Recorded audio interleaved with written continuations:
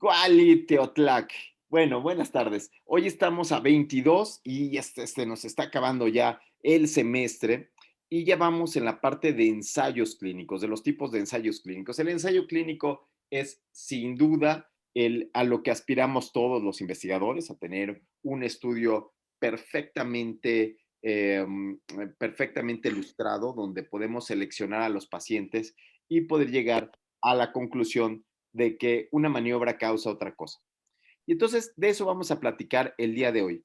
Y tenemos la presentación de varios de los alumnos. Cabe mencionar que yo me equivoqué, lo declaro aquí delante de todos, y lo que había que hacer era que cada uno de los grupos tenía que hacer un tipo de fase, pero al final dije que todos todo. Bueno, me disculpo y espero que regrese al corazón de Manuel. No, Manuel, una disculpa. ¿No? Y entonces, y empezamos con esta de aquí, que es la de Margarita. Margarita, vamos ya, después de tanta disculpa. Vamos. Bueno, ok, entonces vamos a hablar de lo que es el ensayo clínico aleatorizado. Se considera que es dentro de los diseños de investigación el que más se acerca o más nos permite obtener datos, pues sobre todo cercanos a lo que nosotros deseamos saber o investigar, dado que tenemos la opción de tener acceso a la maniobra. Entonces eso nos permite hacer una comparación. Normalmente se hace una comparación de dos grupos sujetos a una maniobra con base a un estado basal. De esta manera el ensayo clínico es un estudio pues experimental, dado que estamos manipulando la maniobra. Es un estudio comparativo, porque normalmente comparamos un grupo expuesto y un grupo no expuesto a la maniobra, o existen diferentes maneras de realizar este diseño. Aquí, por ejemplo, yo haría muchísimo más grande esto. Por ejemplo, quizás así. Bueno, esta imagen lo que intenta explicar es justamente lo que hablaba, la maniobra, si existe intervención o no. En el momento que nosotros manipulamos la maniobra, estamos hablando de un estudio experimental. En los estudios observacionales, nada más describimos una maniobra. En el caso del ensayo clínico, que es un estudio experimental, aquí podemos hablar de si existe una asignación. El ideal para que el estudio sea con los resultados más cercanos a lo que se está buscando es que haya una aleatorización. Esto nos evita los sesgos. Aquí tenemos en el cuadro si existe asignación aleatoria y grupos de comparación. Puede ser que sí en los ensayos clínicos aleatorizados y controlados. Y existen ensayos clínicos no aleatorizados y los cuasi experimentales, como lo marca este cuadro. Ok, Y bueno, la otra parte son estudios observacionales de los que nos hemos ocupado en otros temas. ok. Sí, Entonces, aquí voy a empezar a ser yo el abogado del diablo. Y entonces, levante la mano el que me diga que existen los estudios experimentales y los observacionales. ¿Es cierto esto? ¿Cuál sería la diferencia entre uno y otro? pues la intervención, ¿no? ¿Cómo? Cuéntame. O sea, en la intervención tú estás decidiendo aplicar una maniobra y se supone que, bueno, puede haber diferentes tipos de aleatorización. Tú como médico le dices al paciente, tómese Tempra para bajar la temperatura. ¿Eso ya lo convierte en un experimento? Lo convierte en experimento cuando si le dijeras, vamos a ver qué efecto tiene el tempra en cierta condición o en cierto síntoma. Y bueno, en este tipo de estudios se tiene que pedir el consentimiento al paciente si él desea participar. Eh, En ese momento sí se vuelve un ah, experimento. Carlita. Y entonces en un estudio observacional no le pides permiso al paciente, o sea, en un experimental sí, y en un observacional no. En un experimento. Depende cómo vaya a ser la maniobra. Es tempra para fiebre. En uno sí le pides y en el otro no le pides. Estoy haciendo un estudio observacional y entonces de ahí no le pido un consentimiento informado. ¿Es el consentimiento informado lo que hace la diferencia entre un observacional y un experimental? No, ¿No? no, el consentimiento informado tiene que ver con la parte ética del diseño del estudio que se esté realizando. ¿A quién le pides consentimiento informado, Sergio? Cuando vamos a hacer alguna maniobra que afecte directamente al paciente o que vamos a usar sus datos. O sea, a todos los estudios, incluso cuando son de expedientes, le tendrías que pedir consentimiento informado. Así es. Entonces, eso no lo hace diferente un observacional de un experimental. Entonces, ¿qué es lo que lo hace diferente, Marco Figueroa, o de un observacional a un experimental como un ensayo clínico?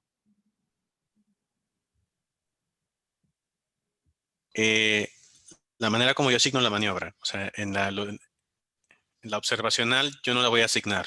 O sea, yo voy a observar lo que pasó cuando algún otro médico asignó cierto tratamiento u otro médico asignó otro. Otro médico. Entonces, tienes el médico B, le da el tratamiento y yo solo veo, ¿cierto? Observo, sí. Yo solo observo. ¿Qué es lo que pasa? Y entonces, en un ensayo clínico, el investigador principal va a ver a los pacientes y un centro de aleatorización le asigna de manera cegada el tratamiento. ¿No es lo mismo que me estás diciendo? Sí, quizás, sí, de hecho sí. Y con usted también hemos debatido lo que las cortes son como estudios de la vida real, de hecho. Pero bueno, en el fundamento de un estudio, como un ensayo clínico aleatorio, podríamos investigar una maniobra que no había sido descrita para cierta indicación, por ejemplo. Manuel, entonces los médicos siempre utilizamos medicamentos que ya han sido descritos y han sido probados. Nunca le echamos de nuestra propia cosecha, ¿verdad? O sea, no, eso no se hace. O sea, no le ponemos hidroxicloroquina a los pacientes con alguna enfermedad nueva, ni hay un cirujano que dice, yo puedo entrar mejor así porque me acomodo más. ¿Eso no pasa? Sí pasa. Y pasa, y eso no hace que el estudio sea experimental. ¿No? Cari, tú que estás tratando tantos neonatos, ¿a poco hay tanta información sobre neonatos? ¿Hay información sobre aminas y neonatos? ¿Hay ensayos clínicos en neonatos extremos? No, al contrario. No hay nada. Pero todos los medicamentos pediátricos se recomiendan de 2 años para arriba, punto. Y todo lo traspolamos al periodo neonatal porque no hay ensayos clínicos, y menos el prematuro extremo. Y eso lo hace estudio experimental. Entonces, ¿qué es lo que hace la diferencia entre un estudio observacional y un experimental? Carlita, así como está este esquema. Me parece que observacional evalúa más bien lo que ya sucede en la práctica clínica establecida sin que yo elija a quién a quién le van a dar cierto tratamiento o cierta dosis. Y en el experimental yo estoy buscando un efecto que desconozco casi siempre tendría que ser fármacos o terapias nuevas. Y además, en este caso, estoy eligiendo un paciente específicamente para darle X, Y o Z tratamiento. No es un paciente que ya tenía ese tratamiento como parte de la clínica, de su clínica habitual. Creo que esa sería la diferencia para mí. Armando Moreno. Entonces ella dice, ¿Qué tal? si yo nada más voy a revisar los expedientes de manera cegada, eso es observacional. Pero si yo voy a revisar los expedientes, pero yo hice el protocolo, eso es experimental, aunque esté cegado. Es que yo pensaría que una diferencia, digo, a lo mejor es muy básica, pero una diferencia, puesto que en ambas hay maniobras, en ambas hay intervenciones, fundamentalmente es la intencionalidad, ¿no? O sea, a fin de cuentas, en una observacional ya se realizó la maniobra o alguien más la hizo y yo la estoy midiendo. En el experimental, yo estoy planeando cómo la voy a hacer, contra qué lo voy a comparar, cuál va a ser el placebo, etcétera. Pero a fin de cuentas, en los dos hay una implicación de una acción, de una maniobra que pretende cambiar el curso de la enfermedad, por ejemplo. Estoy de acuerdo con tu punto de vista. Yo creo que en un ensayo clínico se hace experimental, uno, porque yo lo estoy buscando, yo lo estoy haciendo como experimento y lo declaro como experimento. Y en el otro caso, en los observacionales, casi siempre es voluntad del paciente hacer lo que se le pegue la gana. Por ejemplo, fumar, ¿no? Entonces, por ejemplo, fumar, por ejemplo, no hacer ejercicio, por ejemplo, tener más de 300 parejas sexuales, es una selección de cada uno de los individuos. Entonces, eso puede ser lo que le dé la parte experimental, pero sí Puede es... ser. Sí, adelante. Perdón, doctor. Olga, perdón. Hablan en alguna parte, inclusive en el artículo de la revista del IMSS, de la maniobra natural, ¿no? Digamos, por ejemplo, la evolución de una enfermedad, y en el experimental, pues la maniobra es, digamos, pues manipulada, ¿no? O sea, das un medicamento o algún tratamiento, algún tipo de cirugía, a veces no necesariamente nueva, que tal vez no se ha usado en algún tiempo, pero tú estás decidiendo, como dice Armando, tal vez esa es la palabra que buscábamos, ¿no? La intencionalidad. Buscando un efecto, eso sí, tal vez nuevo o novedoso. Y finalmente, entonces, el ensayo clínico aleatorizado y cegado es lo más parecido a una corte, ¿no? Entonces es prácticamente lo mismo que una corte, donde el investigador no va a meter la mano, donde el investigador no va a provocar sesgos. Entonces, los sesgos suceden cuando no hay placebo, los sesgos suceden cuando la aleatorización es una aleatorización chafa, donde no se puede auditar, es decir, que fue una moneda lo que hizo la aleatorización, que fueron los pacientes que vienen los lunes y los martes o los miércoles, o los pacientes que empiecen, digamos que son pacientes consecutivos y los nones van a tener tratamiento y los pares no, y resulta que los que reciben placebo son los familiares de mi esposa, y los que sí reciben el tratamiento activo son mis familiares, ¿no? Entonces, eso hace la gran diferencia y la razón por la cual no deberíamos aceptar esos estudios que son estudios piloto, estudios cuasi experimentales, estudios antes y después, que muchas veces tienden a engañarnos si no entendemos muy bien esto que estamos platicando, de cuáles son las diferencias. Sí, Manuel. Creo que tú querías comentar algo, Manuel, ¿no? No, ya me lo contestaron en ese momento, me lo contestaron ahorita, gracias. Ok, bueno, entonces una crítica es que valdría la pena que si ponen un esquema como estos, pongan un esquema como esto, ustedes terminaron con una diapositiva. Tienen tantas diapositivas que puede quedar una diapositiva muy bonita, muy mona así, en donde pueda resumir un esquema tan grande como este, ¿no? Entonces aquí podríamos dar el resumen de qué es un estudio, qué es un ensayo clínico. Entonces, un ensayo clínico es un estudio experimental, ¿sí? Puede ser que lo ponga con bullets, como por ejemplo, experimental, analítico, siempre es prospectivo, puede o no ser controlado, controlado con placebo, puede o no, ¿eh? Porque ¿qué otra cosa puede ser? ¿Contra placebo o contra qué otra cosa? Un medicamento contra otro medicamento. O el estándar. Hoy en día hay muchas voces que hablan que ya no debería de haber tantos estudios contra placebo. Contra placebo prácticamente todos los estudios ganan, ¿no? Hago un estudio contra placebo y ya se lo vendo a quien sea, porque si tiene alguna acción va a funcionar. Pero el chiste no es ese, sino el chiste es decir que este es mejor que lo habitual, ¿no? O es más barato que lo habitual, ¿ok? Aquí, por ejemplo, está bien que sea multicéntrico. ¿Qué aporta que sea multicéntrico? Serge. Mayor tamaño de muestra, que Mayor tamaño de muestra. Al haber más investigadores involucrados, también se disminuyen los sesgos en cuanto a que las preferencias de un solo investigador que esté dirigiendo todo pudiera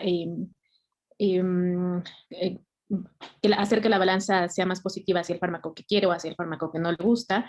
Entonces, de esta manera tenemos una población mucho más heterogénea dentro de nuestros criterios de inclusión, pero también podemos tener una población y la información se pueda traspolar a poblaciones mucho más amplias o ser más general. Muy bien. Entonces, el hecho que sean multicéntricos lo que te hace es que te apoya esta parte de ser reproducible, ¿sí? Entonces, te apoya la reproducibilidad del protocolo porque son dos personas que lo están haciendo en algún lado. Entonces, sí, incrementar el tamaño de muestras, sí, pero no es la razón principal, ¿no? Le da una validez interna porque tendría que ser un poquito más consistente el hecho que esté en varios lugares, o sea, que se pueda adaptar a varios lugares. Pero, Olga, te dejamos la siguiente diapo. ¿Qué es esto que viene aquí?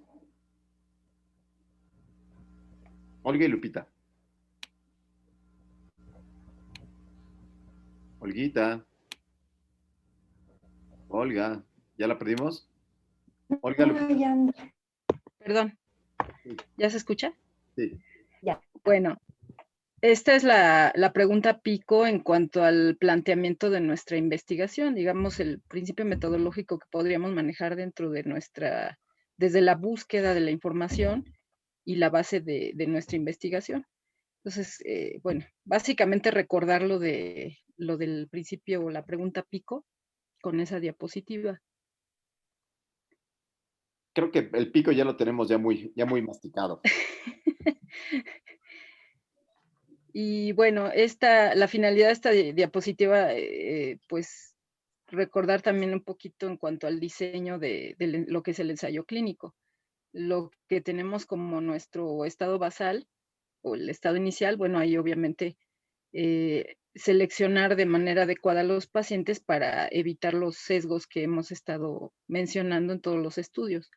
Aquí tenemos que tener cuidado con los criterios de elegibilidad, cómo vamos a seleccionar esos pacientes para que sea adecuado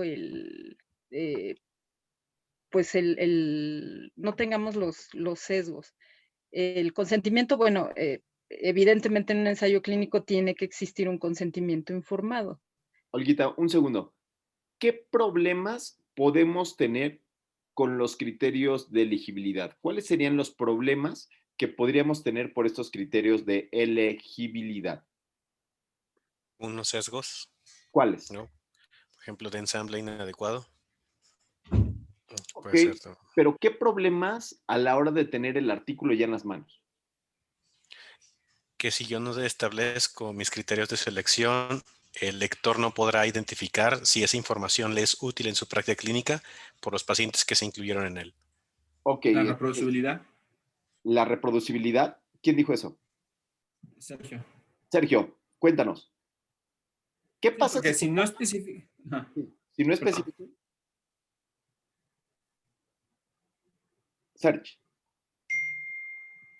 Sergio. Sí. Sí. Entonces. Yo creo que quería decir que el estudio pueda ser traspolado igual, ¿no? O en un momento dado se pueda reproducir en otro lugar. En otra sede.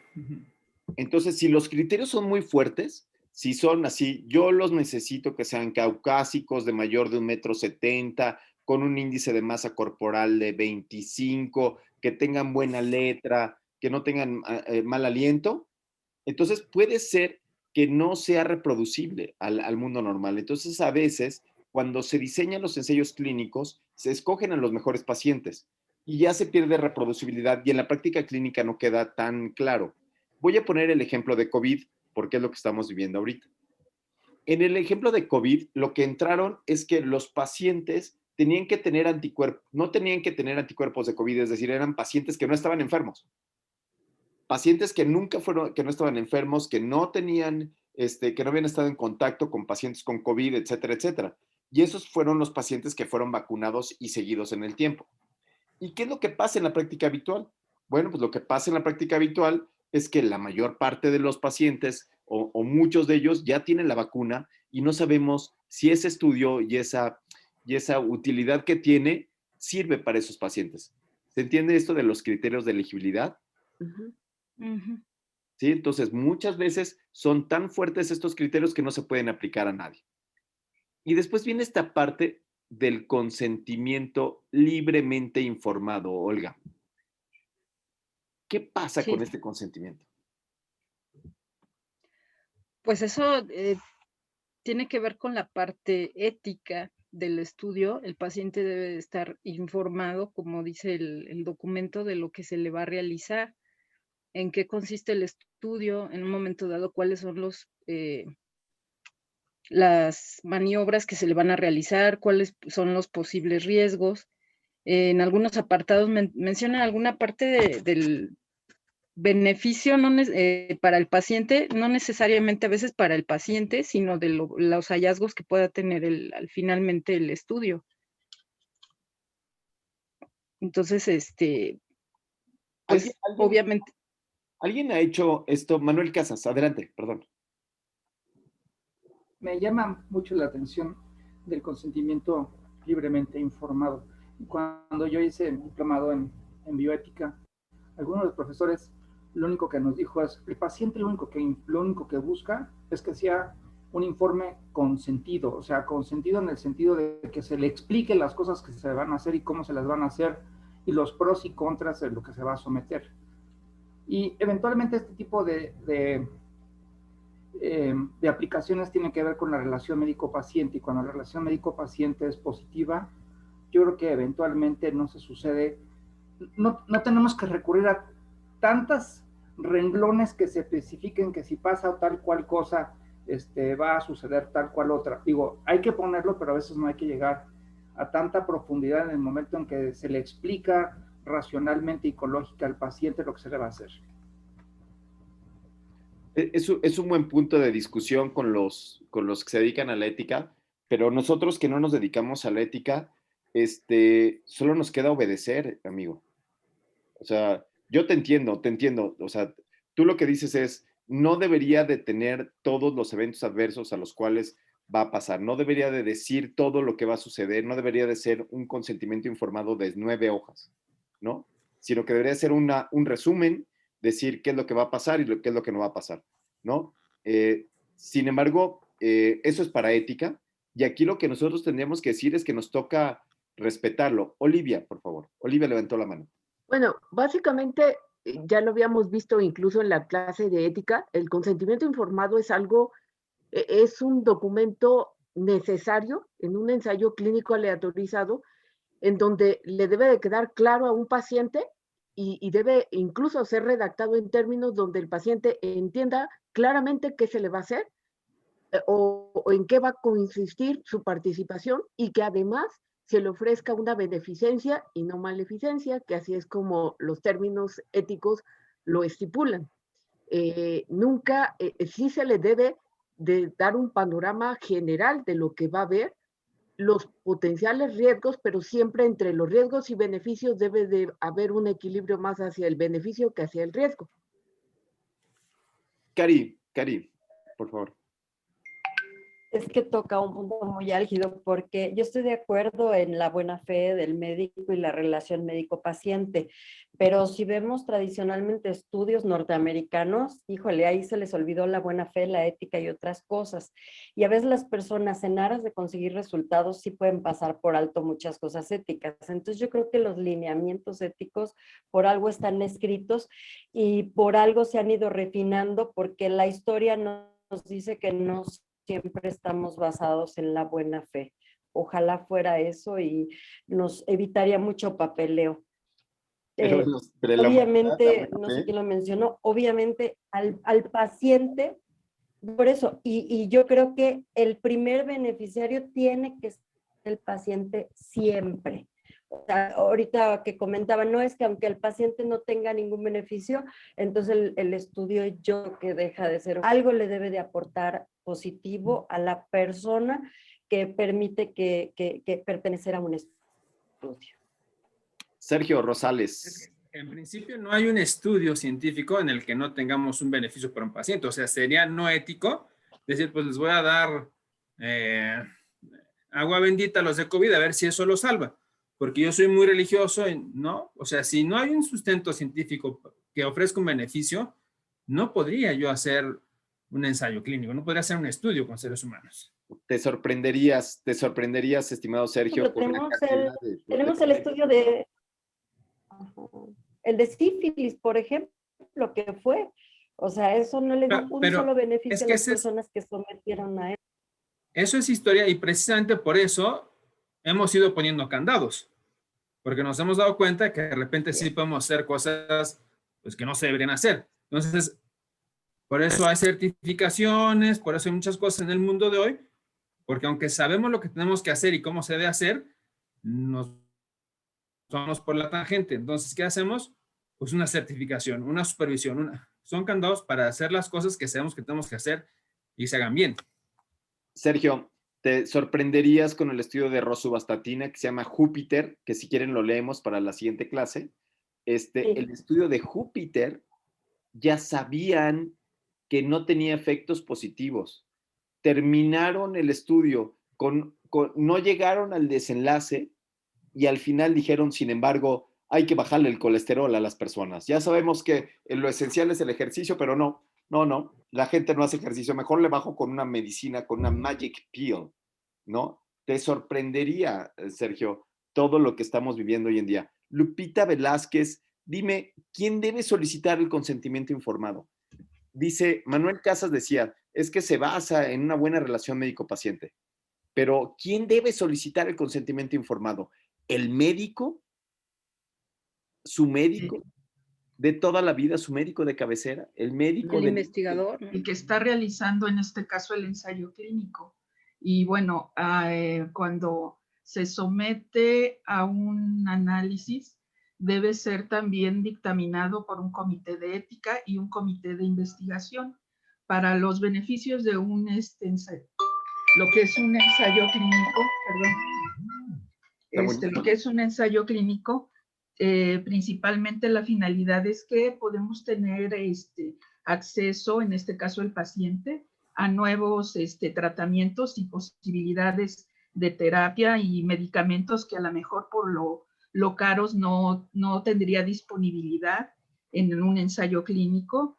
También el obtener atención de medicamentos dirigidos a una enfermedad determinada o también obtener más información acerca de una enfermedad que a lo mejor no es muy frecuente o muy común, y también pues tener oportunidad de ayudar a la sociedad en este beneficio.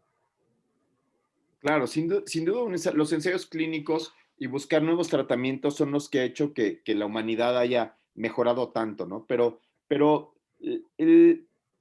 antes de seguirle, quisiera preguntarle a Carlita, que hoy no ha hablado mucho, quisiera preguntarle, ¿por qué sí tenemos que hacerlo también para un producto como un medicamento o una vacuna? ¿Y por qué no lo tenemos que hacer también para un ejercicio, para comer sano o para un estudio observacional? ¿Por qué aquí varía? ¿Por qué varía? ¿Por qué estas diferencias en el consentimiento informado sobre un ensayo clínico y no un estudio observacional, Carlita? Porque nosotros estamos determinando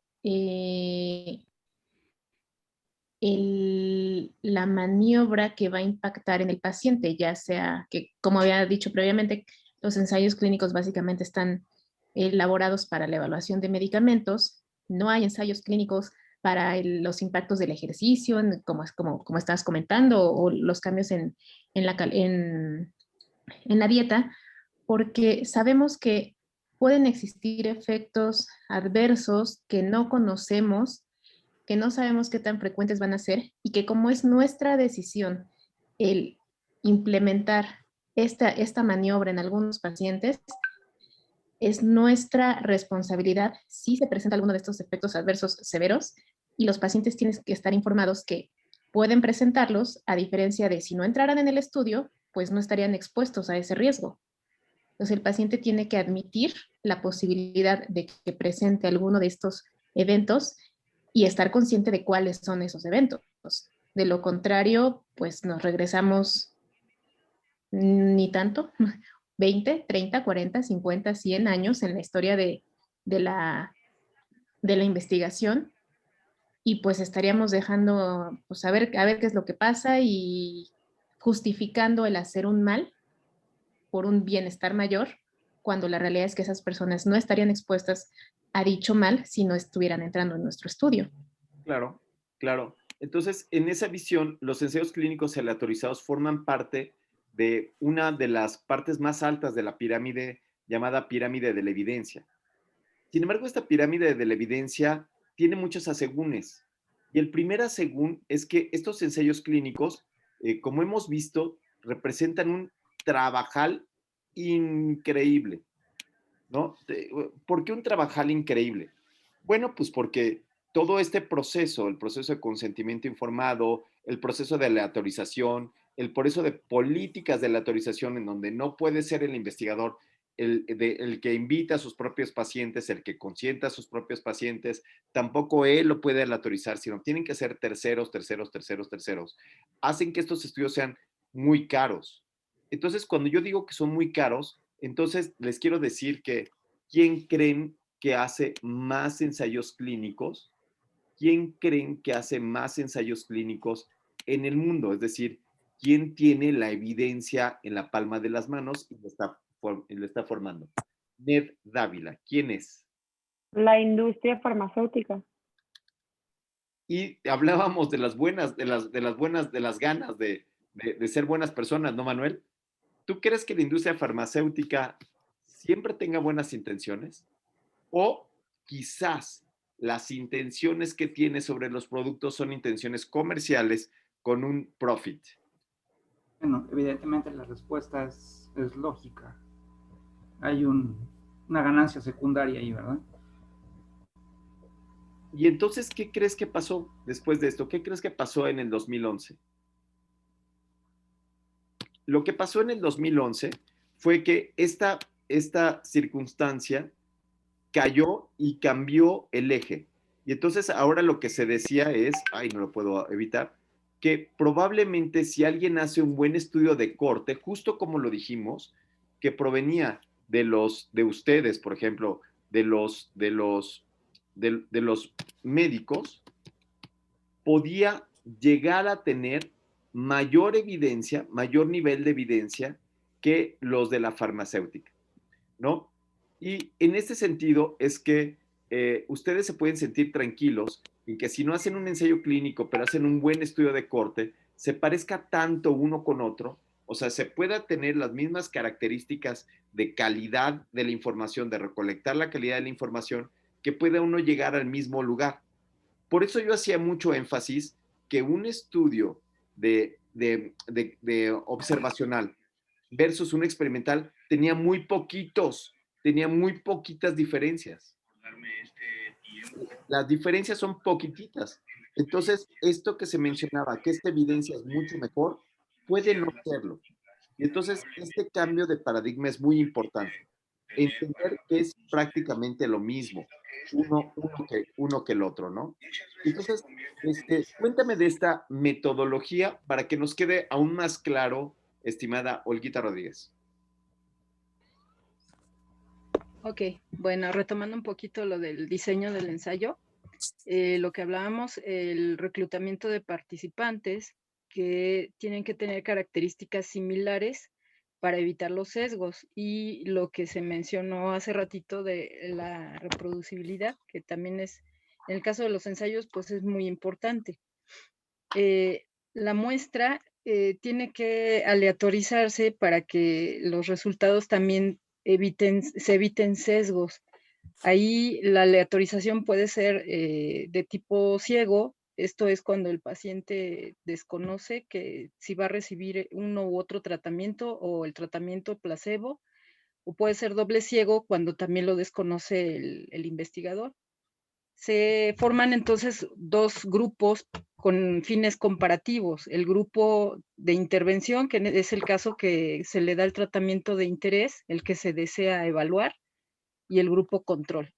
Como decía, puede ser un placebo o puede ser un tratamiento ya conocido o un estándar, como comentaba el doctor Rivas.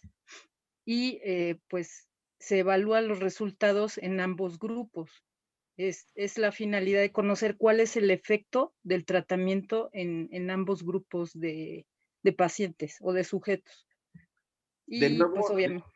de nuevo, lo que yo les quiero dejar es que esta parte de aquí, la aleatorización, es lo que hace la gran diferencia entre un estudio de cohorte observacional y un estudio experimental. ¿Por qué? Porque los investigadores están cegados, no saben qué fue, no saben qué es lo que tienen, ¿sí? Entonces, quizás esta parte de la aleatorización, y la aleatorización tiene que ser externa, y todo esto tiene que estar supervisado.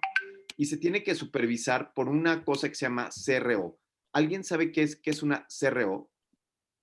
¿Ha oído hablar de qué es una CRO? Sí, Sergio.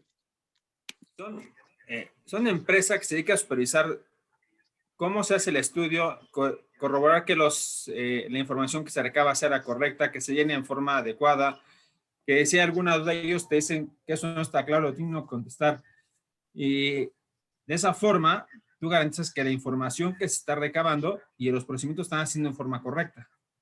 Así es. Y entonces, pero no es que sea alguien más, sino que son cuates que tienen buenas prácticas clínicas, buenas prácticas de llenado de expedientes, que están supervisando con lupa el manejo del estudio. Entonces, cuando estemos haciendo un tipo de estudios de estos, debemos de estar de la mano de una organización como esta, ¿no? Contract Research Organization, que son los que tienen, que son los que, no sé cómo se escribe organization, si alguien sabe, organization, con Z. No, Z. Organization con Z. Organization con Z, gracias. ¿No? Entonces, fíjense ustedes cómo esto lo hace cada vez más y más y más y más caro el realizar este tipo de estudios, ¿no? Entonces, esta aleatorización tiene que ser llevada por otras personas extras que no sean nosotros. Nosotros solamente empezamos a ver que tengan todos los criterios de inclusión y ninguno de los de exclusión, y después empiezan a ver un montón de particulares. Por ejemplo, aquí está poniendo ella que está haciendo un estudio paralelo, que después hace algo que se llama crossover, puede ser otro que se llame rollover. Rollover quiere decir que los del grupo control, a los del grupo de tratamiento, como por ejemplo en el caso de las vacunas, ya no se lo puedo quitar. Entonces, lo único que hago es que rolo el tratamiento, ese es rollover, sobre otro de los estudios, ¿no? Y entonces, ya hasta aquí, me gustaría que la siguiente clase siguiéramos platicando sobre esto que nos va a quedar aquí, sobre el efecto placebo y el efecto nocebo, porque ya se nos acabó el tiempo. Y para la próxima clase veamos lo de las fases. Pero no quiero que ya sean ustedes los que digan qué vamos a ver la próxima clase, para que quede todo bien clarito, ¿no, Cari? Para que ya no haya, yo lo apunto y ustedes me dicen que Marquito Figueroa.